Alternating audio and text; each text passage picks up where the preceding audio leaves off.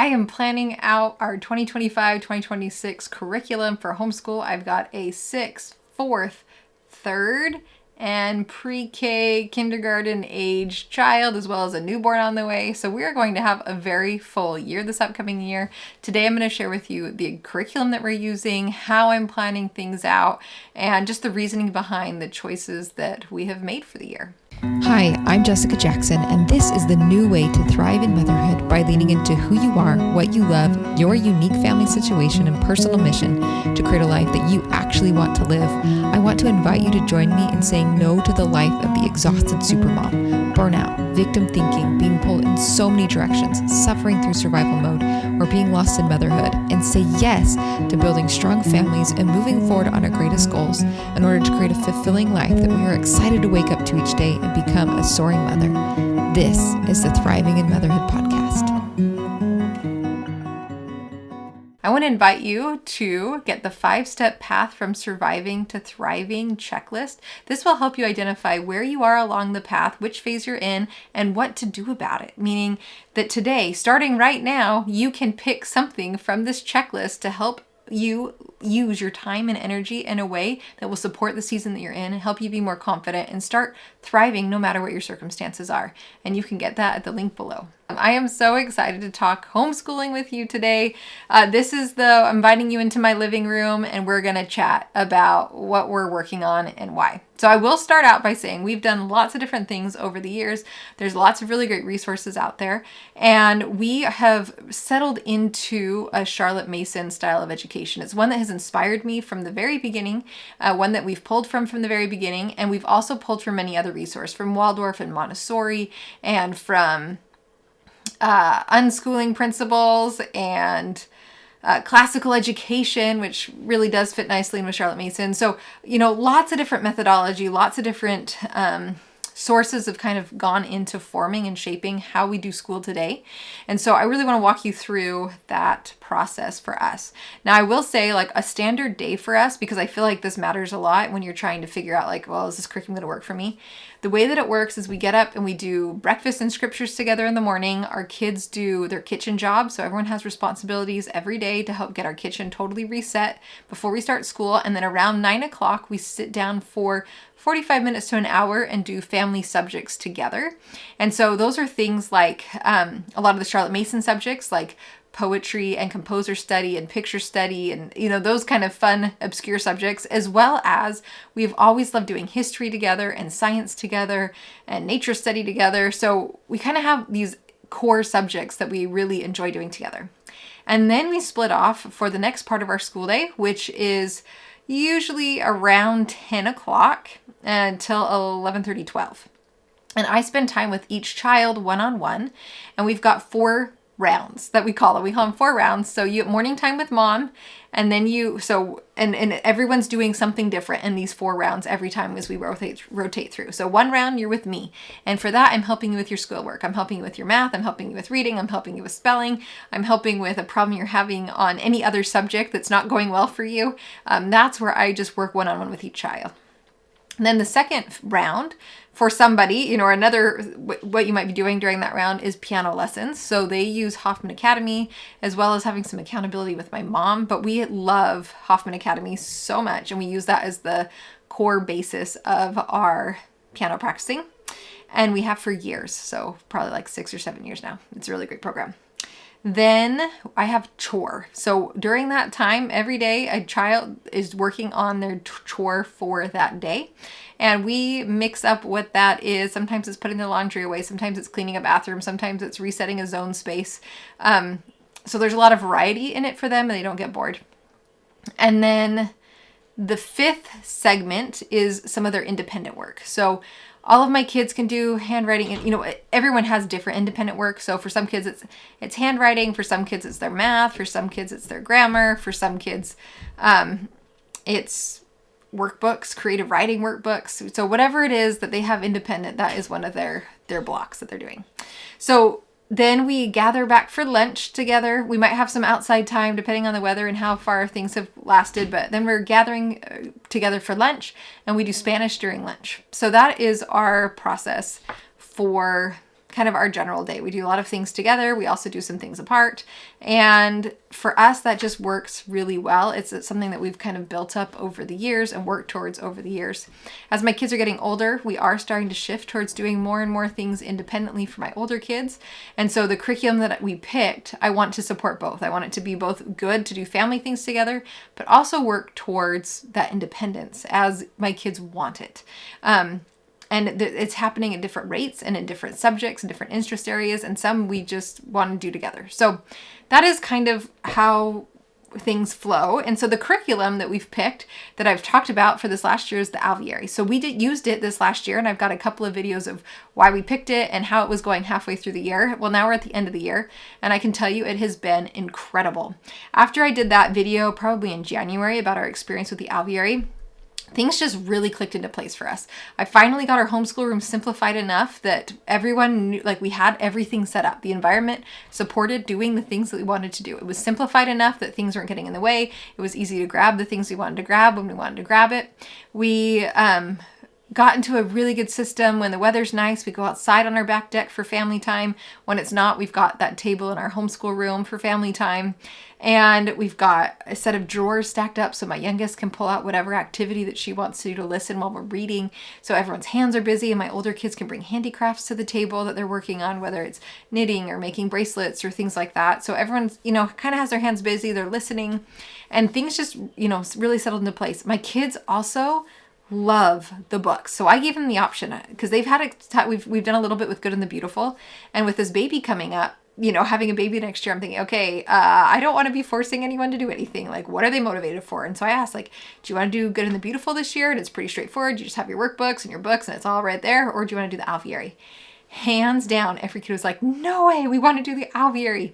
And the reasoning why is because they love the books so much. And this is something that really sets the Alviary apart, I feel like, from all other curriculums, which is they're not writing their own books for pretty much everything.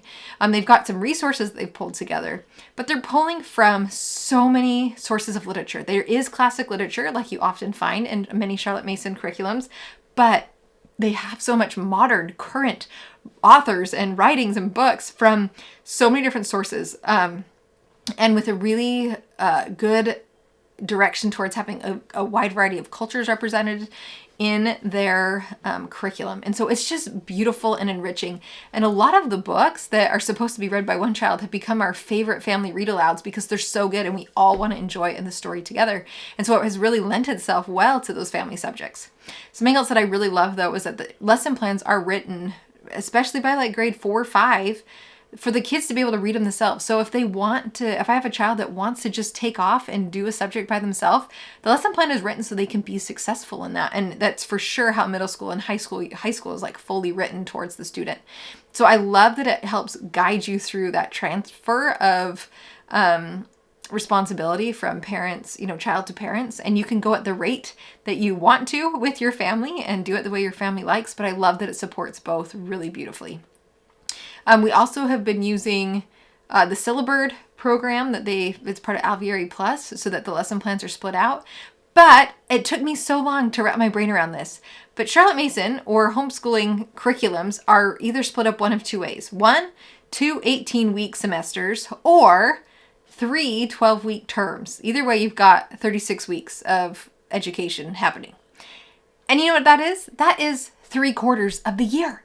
Oh my goodness. Okay, and the planner for years. I've been operating on 90-day cycles. Basically, 3 90-day cycles during the year is your homeschooling year. And you get 1/4 off, which was like mind-blowing to me to finally understand that. So once I wrapped my brain around that, I put together a entire planning system in Notion for me to really help me plan out my homeschool year. And I will give you a little walkthrough of what I'm doing there just so you can visualize how planning works for me, because I have never shared it before. It's brand new. But it has really empowered me in how I plan my year, because now I can see it all in one place and I understand. So I feel like because the Alviary is open and go, it took me most of the year to understand what we were even doing and what was happening. And I feel like that was really unfortunate because now looking back, I'm like, oh, that was the history time period we were reading. I mean, they weren't hiding this information, but it just took me a while. Like, I could set things up in our environment to really highlight that, oh, this is the historical time period we're doing. Oh, these are the composers we're studying. Oh, these are the artists we're studying. Oh, this is the science units that we're studying. And be a little more proactive instead of reactive with that learning. And so this year, as I'm planning out my upcoming school year, that's one of the things I'm looking for. Like, okay, high level, 30,000 foot view. What does this look like? And so one of the ways that I'm doing this is I can start out here with my annual plans up at the top. And I input what all my subjects are, what days they're scheduled, how often we're doing it during the week, and then the books that are associated with it, the student that it goes with. And then for the Alviary, I've got the lesson plan link in the Google Drive, the lesson resources that are linked, the school year, and then the page that we're on in our lesson plans. So if I click on this, it takes me right to the file. So I go through and all of our subjects for all of my students, for all my kids, are inputted in there. And then I also have created just a printable version of this so that I can see what it looks like. And it's not going to show you the whole thing with how I've got this set up, but I've got term 1, term 2, and term 3 books for the year that are set in there. So then what happens is that when I go back into here, I can now plan out what my week looks like. So I can see across the week what my subjects are once I've inputted how many times I want to do them. And if I realize, oh, art's not working that day, I can just click and drag it to another day of the week. And it's a really great way for me to just get an overview of what is happening. Now, let me be clear. This was our planning this year for our last school year when I did not have a new baby. And I've learned a lot, and I'm taking that into my planning for the upcoming year because it's not going to look like this. I'm going to simplify things for myself and my kids. But then what happens is every day I go in here and I can see the book that we're reading, who's in charge of this subject, the lesson plan resources for each one, and the page that I'm on. So I can just click on it, go to that link, type in the page number in the Google Doc, and it takes me right there. I also am tracking what term we're on and what lesson, and we're lessons as we complete them as the term goes. So that's a really great way for me to just manage at a high level overview what is happening. And then the final part of my planning here is looking at planning my school year out. So what I do is I've got how our year was mapped out. But when I'm going to start planning my upcoming year, what I'll do is I'll hit the 3-term school year with breaks. And now it's populated my entire school year out. And what I can do is just start playing around with this information. So I know we're having a baby in July. So I'm thinking it's not going to be too long before we want to start school because it's going to be hot and hanging out. And so I can say, okay, this is what we're going to do week 1, week 2. And I've got 2 options. I can either map out the entire year this way and play with it. And if I change my mind, like, okay, I'm just going to drag it back. That's not what I wanted. I can do that. So you can just click and drag back and forth. Or you can do it as you go. And what's really great about that is then you can see like, okay, this week was week 1. Next week was like a crazy, we didn't sleep and the newborn wasn't doing well, for me. So this is the week 2 week. And that way I can kind of just see where are we at in the year, how much time is passing, how are we managing our subjects, how are we managing our school days. So either option is totally great. And you can plan in your Christmas break, your fall break, your spring break. But for me, this was just like taking my experience with Alviary and then being able to have this high level overview, being able to see what my weekly plan is, being able to see what my annual plan is for my different subjects and the books that we're covering. It's just really solidified this curriculum for me after building this to help me feel very confident in our school year, to get excited about it, to feel like I can be a really good guide for my kids, and it's something that we can all gather around. We can add extra resources into it because we understand, hey, oh cool, this book from the library fits in with this. This would be so fun to add to what we're doing just for fun. So it just allows me to be able to, instead of following the curriculum so closely, be back in the driver's seat a little bit more and shape things and customize them to fit my family and our needs. So that is what we're doing for the core of our curriculum, is using the Alviary.